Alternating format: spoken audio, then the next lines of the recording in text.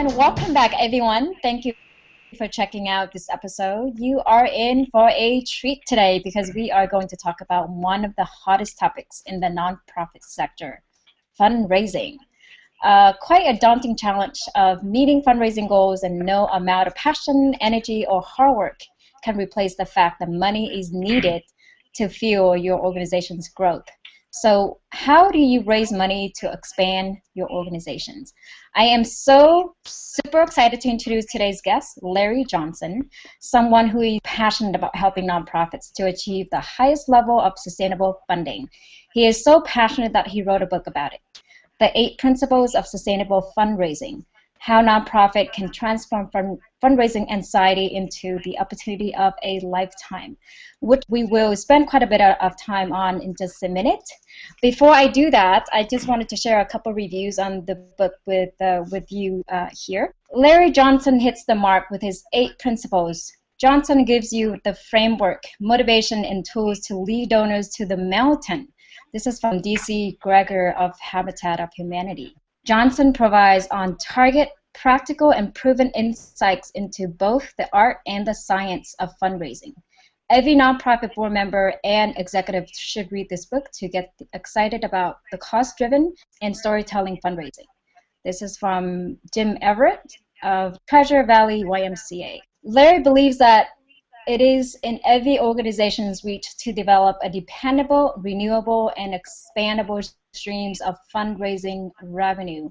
I think I'm ready for class now, Larry. How are we doing? Let's get right into this really hot topic, and we're going to go in depth into the book and the principles that you wrote. But if you can maybe share with us a little bit about yourself and why did you decide to write the book, and what message do you ultimately want to communicate to people?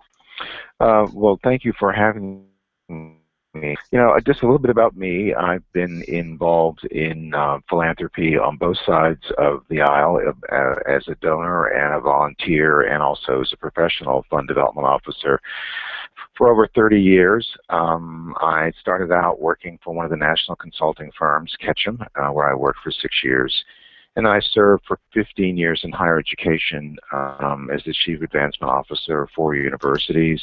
And then in 2007, I founded my own consulting firm, and then about 3 years ago, I wrote the book. And to answer your question, I wrote the book primarily for volunteers and board members and other people who do most of the heavy lifting in fundraising.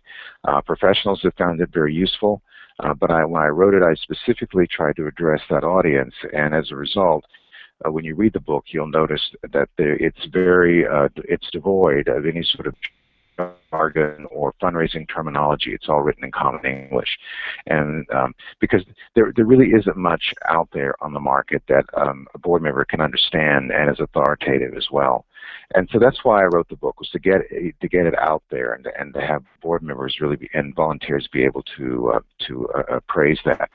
And what I hope that the message is that comes out of this is that any organization, regardless of its size, regardless of its budget, can develop and achieve a sustainable and scalable philanthropic revenue stream. Pure and simple, I stand by that.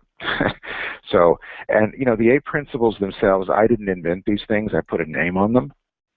But these are sort of the guiding laws of fundraising, and either you work with them or you work against them. And you have only to look at them.